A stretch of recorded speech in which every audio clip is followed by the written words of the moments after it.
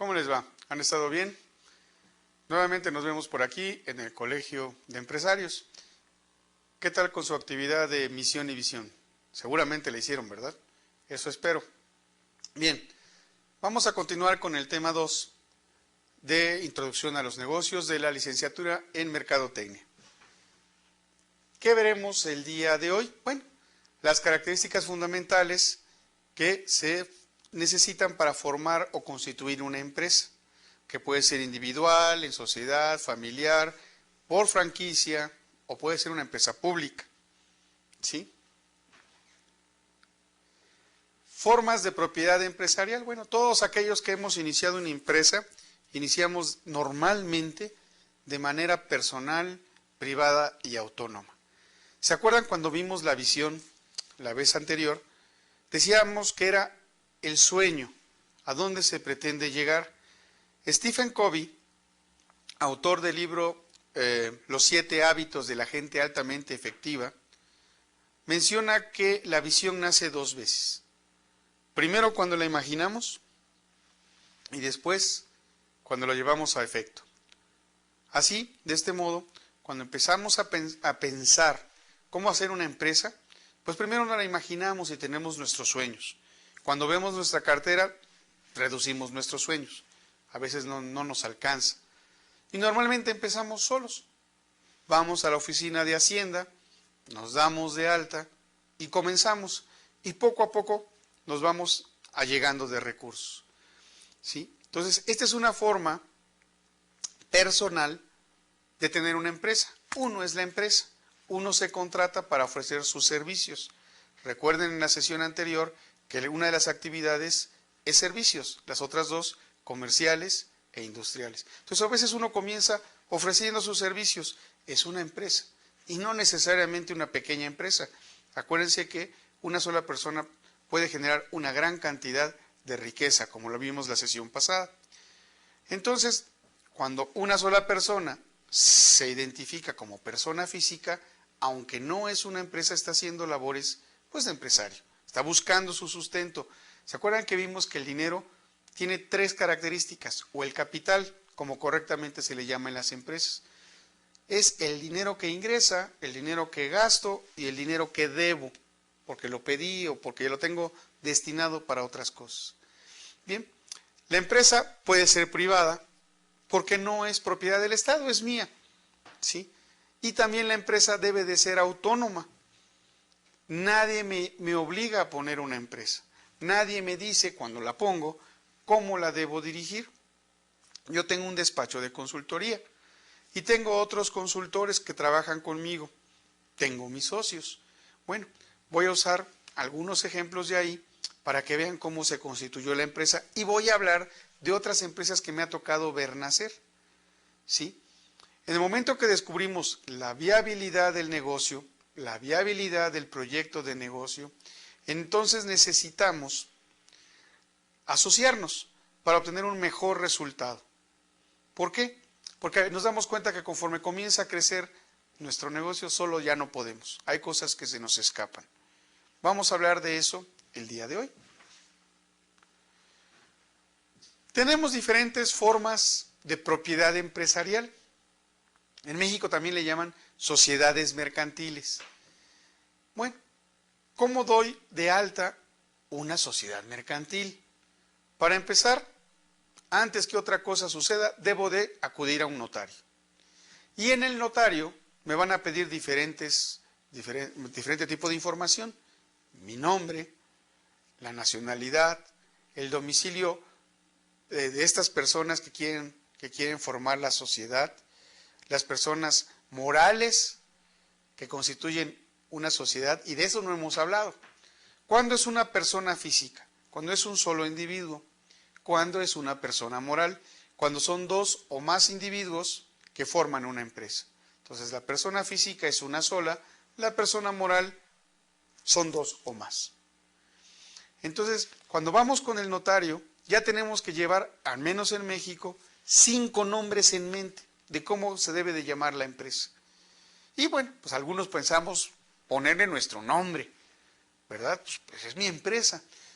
Y cuando empezamos hacer los trámites, el notario, ¿por qué nos pide 5 nombres? Porque tiene que cerciorarse que esos nombres no estén registrados ya como empresa. Y entonces, si el primer nombre que pusimos ya está registrado, pasa al segundo, pasa al tercero, y así sucesivamente. Espero que colegios de empresarios no haya tenido que pasar por esta cadena de 5 nombres. E incluso se puede dar el hecho de que los 5 nombres no sirven y hay que volver a plantear otros 5 nombres más.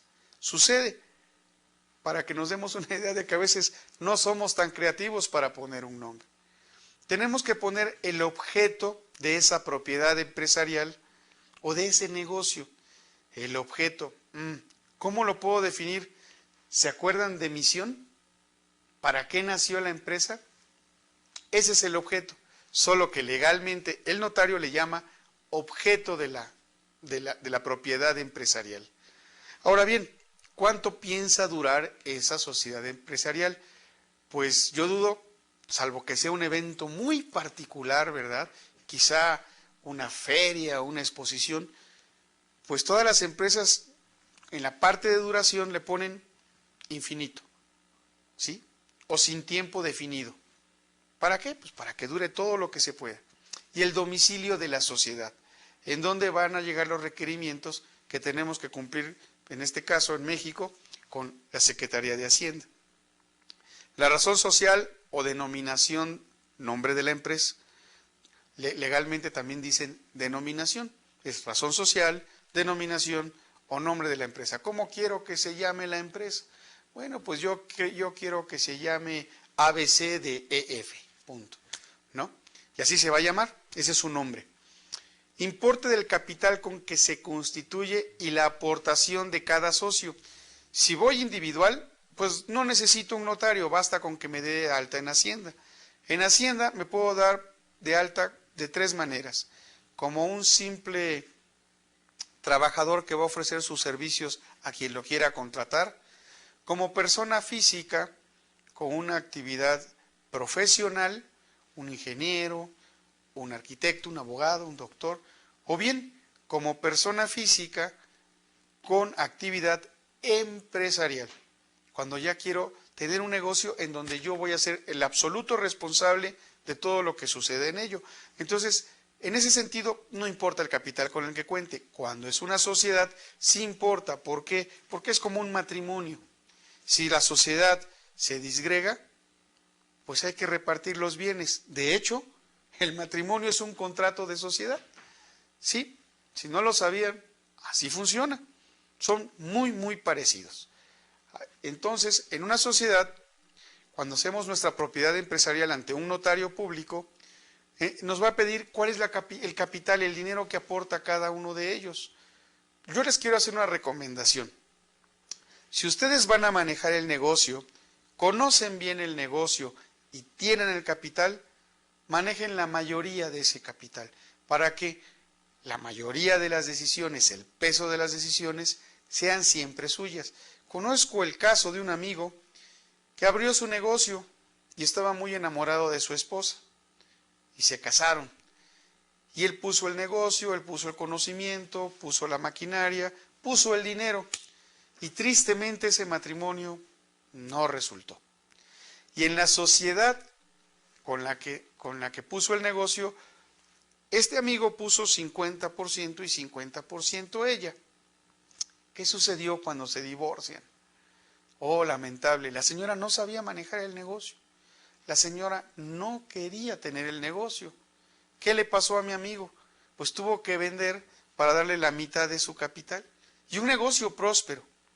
Entonces, tengan mucho cuidado cuando ponen un negocio con un socio. Deben de compartir los mismos intereses, deben de compartir la misma visión. Por eso era importante mencionar la visión la vez pasada. Deben de ir por el mismo camino, caminar juntos, pero es difícil. Y la única manera de seguir manteniendo el control es teniendo el capital. Oiga, pero yo no tengo capital. Bueno, debe de ser poseedor de la idea original que va a llevar el negocio a la prosperidad. Para entonces siempre sean dependientes de usted, pero no es sano. Hay que tener algo de capital. Entonces nos van a decir cuál es el importe del capital y cuánto aporta cada uno de los socios. Para que sea una sociedad se requiere 2, por lo menos 2, de ahí en adelante. Ahora bien, ya que se abre la sociedad, ¿cómo se va a administrar? ¿Quién va a administrar? ¿Los dos? También se debe definir en qué porcentaje. O si va a haber un único administrador, ¿quién va a ser? O si ese administrador va a ser externo. No tienen que ser los 2 socios, o los 3 o los 4. También se puede hacer así. Todo eso se deja asentado ante notario público. Nombramiento de los administradores, si son varios, y designaciones de quienes van a llevar la firma social, quienes van a dar la cara por los problemas que tenga la empresa. Y la distribución de pérdidas y utilidades entre los socios. Es decir, cuando haya utilidades, se va a repartir esta utilidad exactamente en la misma proporción, en el mismo porcentaje que cada uno de los socios aportó a la sociedad. Ojo, también las pérdidas, ¿sí? El que más aporta, más pierde. Es importante tenerlo en cuenta. ¿Cómo es la propiedad individual? Bueno, pues nos da la libertad de ser nuestros propios jefes, no darle explicación a nadie acerca de nuestras decisiones. Todos hemos oído por ahí una frase que dice que negocio que no da para levantarse a las 11 de la mañana no es negocio.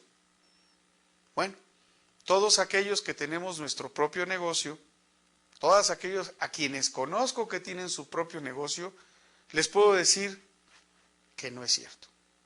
Muchas veces la idea de poner un negocio es para cambiar de patrón. Ya no queremos trabajar para un jefe. Y cuando ponemos nuestro negocio trabajamos más. Trabajamos más tiempo de cuando éramos empleados, con más riesgos, con más problemas, con más estrés, con más tensión. ¿Es malo poner un negocio? No, de ninguna manera. No, no es malo. Les da una gran sensación de libertad y a veces un pequeño poder, pero sí hay que trabajar. Es mentira que hay que levantarse a las 11. Pregúntenle a los hombres más ricos del mundo, ¿verdad? Si se levantan a las 11 de la mañana a trabajar, yo creo que más bien no duermen. Entonces, sí requiere de una responsabilidad. En la sesión pasada hablábamos de que en los negocios no manejamos personas, manejamos familias. Y si somos conscientes y somos responsables, como lo tenemos que ser como profesionales, pues nos deben de importar esas familias. Por la razón de ser un poco libre, se requiere de una persona que busque destacar e involucrarse en objetivos dignos y alcanzables, comprometido con su propio esfuerzo para lograrlo. Solamente cuando tenemos esa disciplina, cuando tenemos esa visión, podemos poner un negocio. Quiero quitarles de una idea que también está muy corriente. Me voy a hacer rico inmediatamente. Eso no es cierto. Salvo que nos dediquemos a negocios ilícitos o nos saquemos la lotería, cosas pocos probables ambas, la verdad es que nadie se hace rico a menos que trabaje. Y tiene que trabajar mucho. Y tiene que conocer muy bien su trabajo. Entonces, esta es una forma individual de propiedad. Ventajas. Hombre, claro, tiene ventajas. Una sola persona aporta o retira dinero cuando es individual. ¿Sí? Lo malo es cuando no hay dinero. La libertad y la independencia. Uno puede elegir a sus clientes sin problema de que alguien me va a decir, no, te equivocaste. Bueno, pues aprenderemos de nuestros errores. El dueño conoce el negocio mejor que nadie, sabe a dónde lo quiere llevar. No hay que repartir utilidades más que para uno mismo y a los empleados si se tienen algunos. El dueño conoce la información de su negocio y sabe cómo manejarla. Bueno, desventajas. Normalmente el no tener dinero suficiente. Solamente existe un punto de vista, el del dueño. Y si el dueño piensa mal, si yo me equivoco al tomar una decisión, afecto todo el negocio. Siempre es importante retroalimentarse de otras opiniones, aunque sean desfavorables a la nuestra.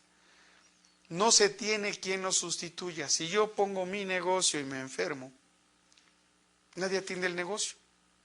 Soy solamente yo. Entonces, esa es una gran desventaja. todo lo que salga mal, todo lo que se pierda, es también responsabilidad del único dueño. ¿Puede desconocer alguna etapa importante del negocio? Difícilmente uno, por muy preparado que esté, conoce todas las áreas del negocio. Siempre habrá quien conoce más otras cosas. ¿Sí? Entonces, esta es una de las grandes desventajas de poner un negocio individual. Antes de entrar al negocio en sociedad, quiero comentarles que hay formas legales de nombrar a los negocios de forma individual o de forma colectiva.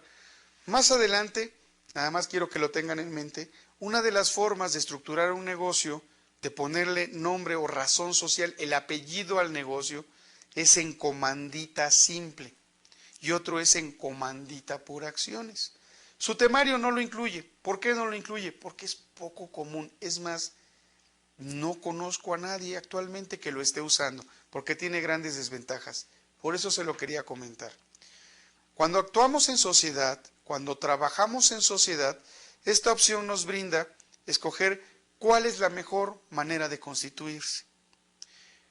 Cuando se juega en equipo, las cosas resultan mejor, mientras exista armonía, comunicación, camaradería, se lleven bien, pero muy importante, si los socios tienen la misma visión del negocio, tienen mayores probabilidades de éxito.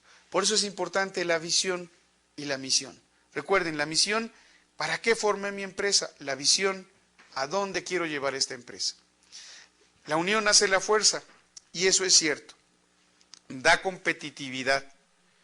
¿Por qué da competitividad? Bueno, pues si somos muchos, podemos enfrentar juntos los problemas, es más fácil, ¿sí? Si somos muchos, a alguno de esos se le ocurrirá una mejor idea que al resto, que nos pueda aportar competitividad. Donde un conjunto de seres humanos concurren con sus capitales, el riesgo es menor. Yo ya no tengo que poner tanto dinero.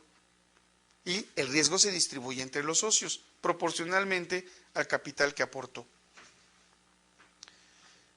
Aquí es donde vamos a hablar de los tipos de sociedades mercantiles. Les comentaba yo, hay uno que se llama por comandita simple. ¿Cómo se trabaja esta comandita simple? No está en sus diapositivas. Se las comento nada más como información. Establezco mi empresa y la nombro, le pongo de apellido comandita simple. CS. ¿Sí? Cualquier nombre, imagínense empresa ABC, al final CS. Comandita simple. ¿Qué significa esto? Que si la empresa fracasa y tiene deudas, aquellas personas a quienes yo les debo pueden ir no solamente por la empresa, por los bienes de la empresa, sino también por mis bienes. Por esa razón no es conveniente crear una sociedad en comandita simple. También la hay en comandita por acciones. Los socios tienen acciones de esa empresa.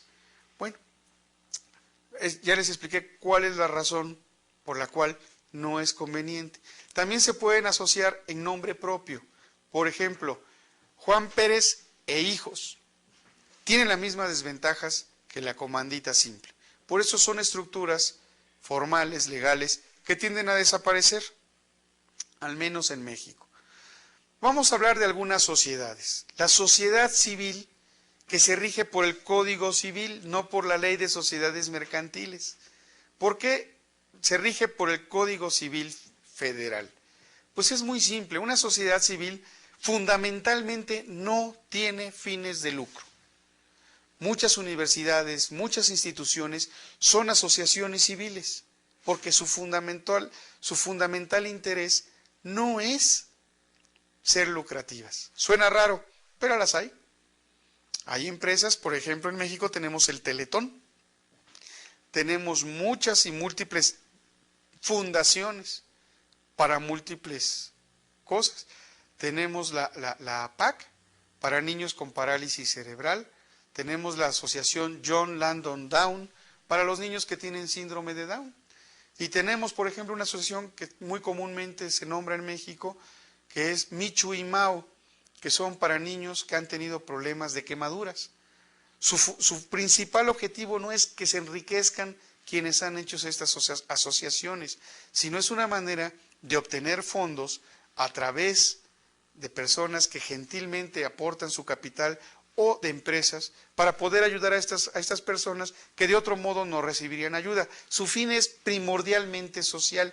Los museos pues muchas veces no se mantienen, y no digo muchas veces, la mayoría, siempre, no se mantienen de lo que entra en taquilla. Eso apenas si cubre algunos gastos, requieren de aportaciones, por eso normalmente son asociaciones civiles. Su función principal no es tener fines de lucro. Se unen varios individuos de manera que sea totalmente transparente esta unión, para realizar un fin común que no esté prohibido por la ley y que no tenga carácter preponderantemente económico. Y entonces constituyen una asociación civil. Dentro de sus actividades ustedes van a tener que buscar algunas asociaciones civiles y enlistarlas, ¿sí? Y van a ver cómo cumplen estas características. Estas se rigen por el Código Civil. También otro que se rige por el Código Civil es la sociedad civil, y es una de las primeras formas de reunirse para poner una empresa. ¿Por qué? Porque es muy sencillo, es muy simple. Las sociedades civiles también están reguladas por el Código Civil de la Federación. El contrato de sociedad de estos socios los obliga mutuamente a combinar sus recursos o sus esfuerzos para realizar la actividad. Para proceder la constitución de una sociedad civil es que haya, obviamente, 2 socios como mínimos, igual que en la asociación civil. Que el objeto social, la misión de la empresa, sea lícito, es decir, sea legal, no vaya en contra de la ley, así de sencillo, ¿sí? Que no vaya en contra de la ley.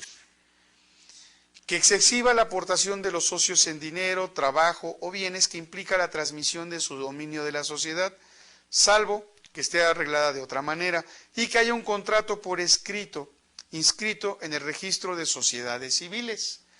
Cuando ponemos un nombre, se va a este registro a ver si no hay una sociedad civil que ya tiene el mismo nombre, para no confundir, para no empalmar.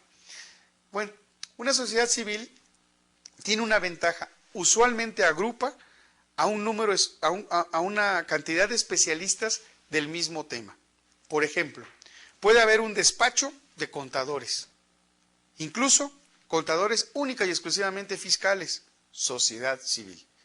Varios doctores rentan el piso de un edificio y ponen un consultorio o un conjunto de consultorios en sociedad civil. Todos ellos son especialistas. Un bufete de abogados. Se reúnen varios abogados y se dan de alta como sociedad civil. Es un grupo de especialistas. Esto nos puede dar una idea de cómo formar una sociedad civil. Las sociedades civiles reúnen grupos de especialistas que dominan un mismo tema, ¿sí? Para dar clases, un instituto puede ser una sociedad civil. ¿Por qué? Porque está reuniendo a un grupo de maestros que dominan determinados temas para ofrecer esos servicios. Van a tener que buscar también un conjunto de sociedades civiles de las que hay en su país, en este país, o de donde nos estén viendo, donde tengan la gentileza de estarnos siguiendo. Viene otro tipo de sociedad. Olvidaba yo algo. ¿Se dieron cuenta? No, no se dieron cuenta. ¿Cuánto se necesita de dinero? Porque siempre es la pregunta. ¿Cuánto necesito para poner una empresa? Bueno, si es una asociación civil, los honorarios nada más del notario. Lo mismo que para una sociedad civil. No hay un límite inferior, con cualquier cantidad se puede. ¿Sí? Con cualquier cantidad se puede, desde 100 pesos. ¿Sí?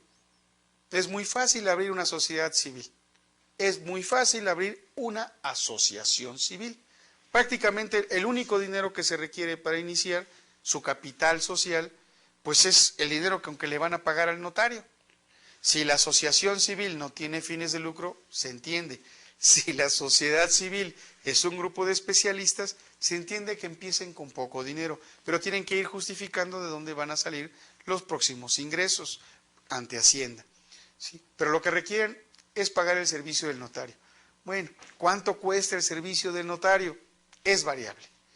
Es variable, depende de la ciudad, depende de las épocas del año incluso, pero pudiéramos decir que en México varía entre los 7,000 y los 10,000 pesos. ¿Qué hace el notario? Certifica quiénes están inscritos en la sociedad, cuáles son sus obligaciones y derechos, y también quiénes van a ser los socios, cómo se distribuyen utilidades y pérdidas, también quién va a responder, quién va a ser el administrador o los administradores, quiénes van a ser o quién va a ser el representante legal. Para eso sirve cuál es el nombre que va a llevar la empresa. En México, también algunos notarios, no todos, para eso hay que consultar en la sociedad de notarios, también nos pueden dar de alta ante Hacienda. Yo les daría una recomendación: si lo quieren todo fácil y tienen el capital, háganlo, porque ese trabajo, ese servicio, se cobra aparte. En Hacienda uno va con sus papeles y en automático se hace, es gratis. ¿Lleva tiempo? Sí, pero no tienen que desembolsar absolutamente nada. Esa es decisión de ustedes, de nadie más. Bien, ¿por qué llegué al tema del dinero? ¿Con cuánto dinero puedo abrir una empresa? Una asociación civil, una sociedad civil, no requiero de recursos. Cuando quiero abrir una sociedad de responsabilidad limitada, SDRL, esa va a ser la firma del nombre, SDRL, sí necesito un capital mínimo. ¿Cuánto es? 3,000 pesos mexicanos. 3,000 pesos mexicanos, y con eso constituimos la sociedad. Los socios que intervengan tienen que distribuir entre ellos por lo menos 3,000 pesos. ¿Puede ser más? Claro que puede ser más. Recuerden que es su capital social, recuerden que es con la cantidad de dinero que están empezando. Sí, sí puede ser más. Pero si quieren poner un negocio, vean que no es tan caro. Con 3,000 pesos ya pueden dar de alta ante el notario su empresa, su organización, con solo 3,000 pesos. Oiga, ¿y si somos 3 podemos poner 1,000, 1,000 y 1,000?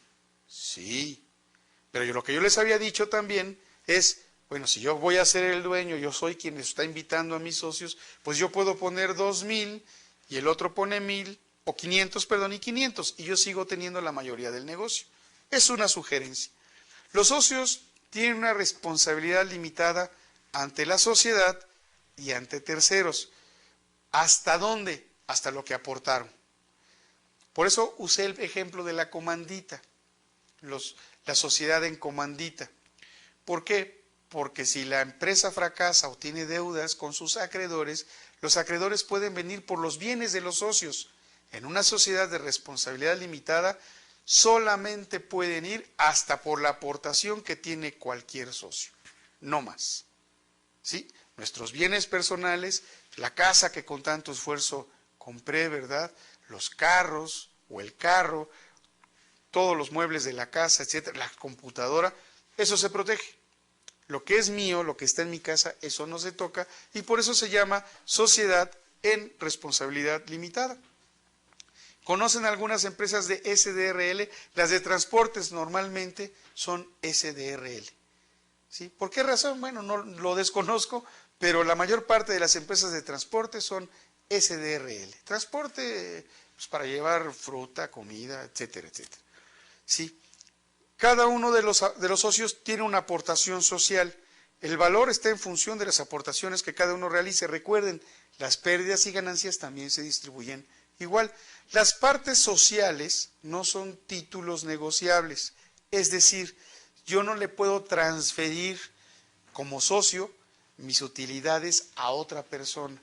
No le puedo decir con mi poder notarial, con mi acta notarial, oye, mira, yo soy socio, con esto tú ya les puedes pedir que te lo den a ti y heredarlo de esa manera. No es posible. ¿Sí? Hay que dejarlo notariado. A la falta de ese socio, ¿quién cubre su posición en la empresa? Y hay que hacer otro trámite ante notario. Entonces no son títulos transferibles, ¿sí? Son solamente personales. En cambio, en las sociedades anónimas sí puedo transferir la acción. Ahí sí no tienen nombre, son al portador. ¡Wow! La sociedad anónima. ¿Para qué me sirve la sociedad anónima? La sociedad anónima fiscalmente es la que tiene mayor cantidad, ustedes no tienen ni la menor idea, la mayor cantidad de exenciones fiscales. No les estoy diciendo que eludan impuestos, no los invito a eso, además no se los recomiendo, no es sano, pueden quedar bajo barrotes muy feos, no creo que les guste esa experiencia, pero sí tenemos mayor capacidad de poder deducir impuestos. ¿Por qué? Porque el riesgo que está corriendo la empresa es mayor. Normalmente tiene más gente. Y esa es la razón de que Hacienda, a cambio de eso, a cambio de que se ha convertido en una sociedad anónima, bueno, pues le da una mayor capacidad de exenciones fiscales. Esa es una gran ventaja. Para poder tener una sociedad anónima, tenemos que mostrar ante el notario que tenemos 50,000 pesos. Los podemos llevar en efectivo, cosa que nadie hace. O lo podemos mostrar un estado de cuenta de cheques o de inversiones. Con eso es suficiente. Igualmente, estos 50,000 pesos, para empezar, se pueden repartir entre el número de socios. ¿Cuántos socios es el límite? En ninguna sociedad hay límite de asociados. Puede ser cualquier cantidad de asociados. ¿Sí? No tiene límite. Solamente para que haya una sociedad se requieren 2. En las empresas familiares es muy común que esto suceda y tiene sus desventajas, pero eso lo vamos a ver más adelante. ¿Sí? La sociedad anónima de capital variable. Bien, es exactamente igual que la sociedad anónima, pero que no cuentan con un capital fijo, ¿sí? Al mínimo establecido por la ley, y entonces se pueden constituir en capital variable. Tiene una ventaja, se le puede aportar capital o se le puede retirar capital sin necesidad de estarlo notificando ante notario. Cuando es simplemente sociedad anónima, sí hay que notificar un incremento o una disminución del capital social. En la sociedad anónima no es necesario. Entonces, repasemos. Asociación civil, sociedad civil, sociedad de recursos o de responsabilidad, mejor dicho, sociedad de responsabilidad limitada, sociedad anónima y sociedad anónima de capital variable. Así como la sociedad anónima es la que tiene más libertad para exentar impuestos o mayor cantidad de exenciones de impuestos, también es la que recibe mayor fiscalización. Hacienda está permanentemente cerca de ellos. Normalmente las sociedades anónimas ya no corresponden a pymes, o a una pyme que por su capital, no por el tamaño o número de sus empleados, comienza a tener unos ingresos mayores de lo que marca o lo que sugiere la ley para que sea una pyme. Cuando vamos a Hacienda y me doy de alta como persona física, hay una sección que nos preguntan, ¿y vas a facturar más de 4 millones de pesos? Imagínense una persona que facturara solo 4 millones de pesos, ¿no? Normalmente no sucede. Bueno, las sociedades anónimas, créanme que facturan muchas veces más que eso.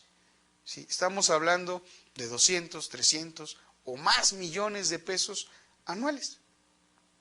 Pueden ser por su tamaño pymes, pero el trato que les da Hacienda ya no es en función del número de empleados, sino en función, perdónenme tantito,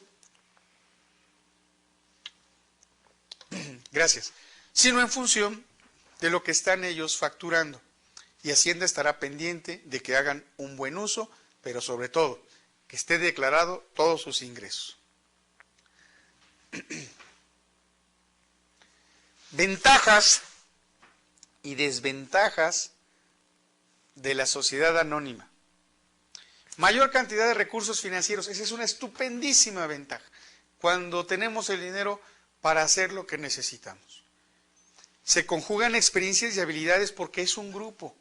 La empresa ya está conformada, que es lo que veremos en próximas sesiones. ¿Cuáles son las áreas funcionales de esas empresas y qué tienen que hacer en cada una de esas áreas funcionales? ¿Sí? Las responsabilidades y riesgos que comparten. Los puntos de vista hay mayores, puede haber discusiones, pero también se puede llegar a un acuerdo, ¿sí? Entonces se pueden dividir las funciones y las actividades de acuerdo a las especialidades. Esa es una gran ventaja. En ausencia de uno de los socios, pues están todos los demás. Si un socio falta, sale, etcétera, ya hay que cubrir un adeudo y lo pone un socio de su bolsa, el socio que salió se lo reembolsa por ley. Claro que tiene muchas ventajas, como se pueden dar cuenta. Las desventajas: no se tiene independencia para decidir, tiene que tomar una junta de socios, de accionistas, ¿verdad?, para tomar algunas decisiones que van a incidir directamente en el desarrollo de la empresa. Las utilidades se reparten en función de las aportaciones. No puede aumentarse la inversión sin el acuerdo de la mayoría de los socios. Una mala selección de socios puede resultar en problemas posteriores. Vean que en todas las sociedades, y voy a empezar por la más simple, la que conocemos todos y a veces no la vemos como un acuerdo, como una sociedad, el matrimonio. Cuando decidimos casarnos, nos casamos terriblemente enamorados e ilusionados, y la visión, más que ser una visión con los pies en la tierra, es una ilusión. Desgraciadamente nadie se casa, cuando nos casamos nunca pensamos que nos va a durar, que puede ser temporal. Y firmamos un contrato, porque lo que estamos firmando es un contrato social civil, se va ante el Código Civil. Cuando esa sociedad se termina, hay que repartir los bienes, exactamente igual que en una sociedad con fines empresariales, con fines de lucro. Recuerden que el objetivo principal de las empresas es generar riqueza. Lo voy a repetir muchas veces. ¿Y por qué lo voy a repetir muchas veces? Porque los que tenemos un negocio, sea chico, sea grande, los que tenemos una empresa, los emprendedores como ustedes, siempre son criticados y siempre son juzgados. Ah, dinero, dinero, dinero. Bueno, la función fundamental de una empresa es generar riqueza. Si no generamos riqueza, los países son pobres. ¿De dónde sale el Producto Interno Bruto? Pues de la riqueza que generan todas las empresas de ese país. Si las empresas son pobres, el país será pobre. Y creo que no nos gusta un país pobre a ninguno. Entonces, los negocios son para generar riqueza. Bien, tenemos que hacer muy buena selección de todos nuestros socios, incluso aunque sea uno. Porque si en un matrimonio, donde vamos con toda la ilusión, toda la emoción, etcétera, se llega a fallar, imagínense en una sociedad donde todo lo que se mueve es dinero, es riqueza, es capital. Y a veces hay pleitos muy fuertes por eso. Entonces, la selección de los socios es una gran desventaja, más que una ventaja. A veces cada quien lleva su motivación oculta. Es muy difícil seleccionar socios. Los que hemos estado trabajando con socios, bueno, pues se los podemos decir abiertamente. Pero si hacemos una selección adecuada de socios, van a ver que es una maravilla tener un negocio. Es sensacional trabajar para un negocio. En sus actividades ahora van a tener que describir algunas empresas con sociedad anónima, con SDRL, asociaciones civiles y sociedades civiles. Por mi parte, el día de hoy es todo. Les deseo que sean muy felices, que trabajen mucho, que les vaya muy bien y nos vemos en la próxima sesión. Que estén muy bien.